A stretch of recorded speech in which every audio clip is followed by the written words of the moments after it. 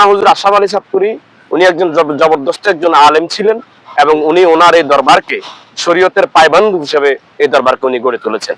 আসসালামু আলাইকুম সবাইকে। আমরা আসছি আজকে কুমিল্লা লাকসাম উপজেলার গোবিন্দপুর ইউনিয়নে দোকাইয়া গ্রামে। এখানে একটা দরবার শরীফ আছে, চাঁদপুরিশা দরবার শরীফ। চাঁদপুরিশা দরবার শরীফে সৈয়দ আশরাফ আলী যিনি ছিলেন প্রথম থেকে, ওনার আজকে মৃত্যুবার্ষিকী। আজকে মৃত্যুবার্ষিকী উপলক্ষে ওনার অনেক ভক্ত আশিকান আছে, একটা মিলাদের আয়োজন হচ্ছে, দোয়ার আয়োজন হচ্ছে। আজকে আমরা এখানে আসছি, দেখবো এখানে তাদের ভক্ত আশিকান থেকে কোথায় থেকে আসছে। সবার সাথে কথা বলবো, আপনারা আমাদের সাথে থাকেন। শুনছিলাম আপনাদের এখানে দরবার শরীফ আছে। দরবার শরীফ আজকে কি হচ্ছে? আপনারা কোথা থেকে আসছেন? হাজীগঞ্জ থেকে। আপনি কোথা থেকে? এখানে হচ্ছে আপনি কোথা থেকে আসছেন? দাউদকান্দি থেকে। কোথা থেকে আসছেন? কুমিল্লা সান্দিনা থেকে। এখানে অনেকের সাথে কথা বলছি, অনেকের পরিচয় জানতে চাইছি। ম্যাক্সিমাম মানুষে বলছে অনেক দূর থেকে আসছে। আপনি কোথায় থেকে আসছেন? আমি এই এলাকার কৃতি সন্তান। আমি তো এখানে আজকে একটা মানে দরবার শরীফের ইয়া হয়েছে। আপনি কেন আসছেন? আসি শুধু চাইতাম। শুধু চাইতে আসছে? না, অনেক মানুষ আসছে তো, অনেক দূর থেকে আসছে। তারা আসছে তাদের মুর্শিদের কাছে, তাদের মানসিক শান্তি। না না, আমরা আসি চাইতাম আসি। আপনি কি চাইতে আসছেন? আচ্ছা, আপনি কোথা থেকে আসছেন? আমার বাড়ি হাজীগঞ্জ, চাঁদপুর হাজীগঞ্জ। আপনি কোথা থেকে আসছেন? চাঁদপুর থেকে। আমাদের এখানে যে হুজুরদের যে ওরসটা হয়, এটা আপনার শোনা বা আপনি জানেন কতটুকু, বা এটা কবে থেকে শুরু? মাহফিল। মাহফিলটা কি উদ্দেশ্য হয়? মৃত্যুবার্ষিক মাহফিল। মৃত্যুবার্ষিক মাহফিল। আপনি কি এখানে গেছিলেন? আমি তো নামাজ হয়ে যাবো না। মানে আপনার দৃষ্টিতে এটা কি ভালো মাহফিল হচ্ছে? এটা ভালো? আপনি ভালো যেটা ভালো আল্লাহ ছাড়া কেউ না, ঠিক আছে, আপনি ভালো ছাড়া আল্লাহ ছাড়া কেউ বলতে পারে না। সেজদার মালিক আল্লাহ, ভালোর মালিক আল্লাহ। সবকিছু মানে ইয়াটা হয়, আপনারা কি প্রত্যেকদিন আসেন? প্রত্যেকদিন আসি। প্রত্যেকদিন বলতে মাহফিলের সময় আসে। মাঘ মাসের 22 তারিখ, হ্যাঁ। এপ্রিল মাসের 22 তারিখ, চৈত্র মাসের 14 তারিখ, হ্যাঁ, আর 15 ডিসেম্বরের 2 তারিখে সবসময় আসে, মানে মনের ভক্তি থেকে আসে। কি রেগুলার আসেন? মানে রেগুলার বলতে যখনই তাহলে আপনি এখানে মানে একজন, আমরা বলতে পারি একজন মুরিদ যেটা বলবো এটাই আসে। আপনি যে কোনো অন্যায় করলে নিজের বিবেকে কিছু অন্যায় করতে গেলে, যেমন আমি ছিলাম হাই স্কুলের টিচার, পরে আপনি নিতে আসছি অসুল ধরিলাম, আমার মুসিদ কইলো যেত না, ইচ্ছা করে যে যাবে দিলে বেজার হইলে জোর করে নেওয়া যায়। পাইলট কাইয়া কাজার কাইয়া মানে ওই সেটার ইয়া পাইছেন আপনি?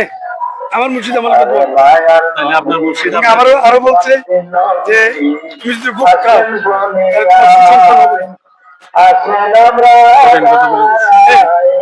আপনাকে দোয়া করে দিছে এবং দিক নির্দেশনা দিয়ে দিছে। সেই দিক নির্দেশনা কি আপনি সবার কাছে দিয়ে দিচ্ছেন, বা আপনার আশেপাশে যারা আছে সবাই সবাই? শুধু আমার ফির ভাই যারা তারা না, আমার স্টাফও জানে, যারা কুমিল্লা 172% প্রত্যেকে জানে।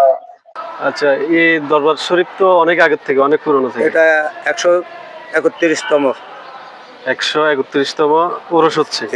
আচ্ছা, আপনি এই দরবার শরীফের সাথে কবে থেকে কানেকশন আছে? আমার একটা ছোটকাল থেকে দুধখানার থেকে, মানে আপনার পিতা মাতা থেকে আপনি এখানে সাথে যাতায়াত? যে আমার মাও এখানে যাতায়াত এখানে। যে আমার আমি তাহলে আর একটু বলি, আপনি এই সম্পর্কে ভালো বলতে পারবেন।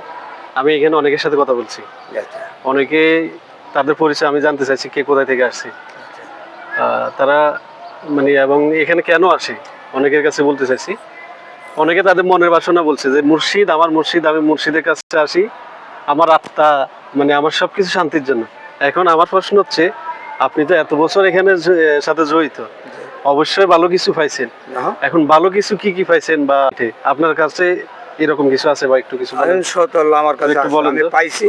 কেননা আমি যখন এই দোগাই চাঁদপুর আসছি, আসার আগে আমি রিক্সা চালাইছি, রিক্সা চালাই এই দোগাই আইছি। মানে হাজীগঞ্জ থেকে দোগাই চাঁদপুর রিক্সা চালাই আইছি। এখান থেকে যাই ভাত খাইতে পারিনি।